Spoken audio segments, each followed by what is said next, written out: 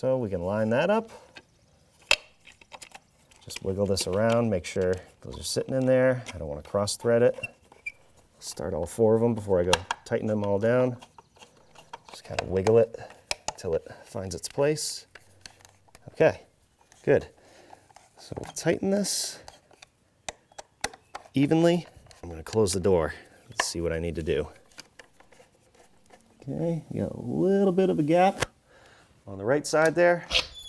So just raise that up. I think that's pretty good. Now the only thing is the mice chewed through that side. So I'm going to have to replace the bottom door sweep here. I've already done it though, and I made a video on it. So if you need to do the same thing, I'll leave a link in the description over to that video. But this is looking good, and you can tell that when I open this, you can hear that little drag. That means that the door sweep is dragging on that. But again, I'm gonna have to put a new one on there, and that's fine.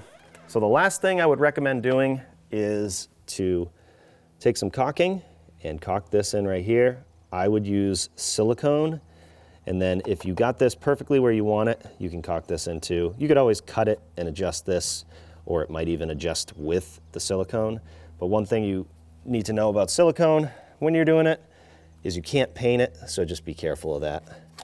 I am not gonna do it because I might fix that, but really I wanna replace this weather stripping first, especially on the other side, because this is where the mice chewed it up. The only thing I'm gonna do, just because it's unsightly, is I'm gonna caulk in this gap right here, and I'll use silicone for that, black silicone.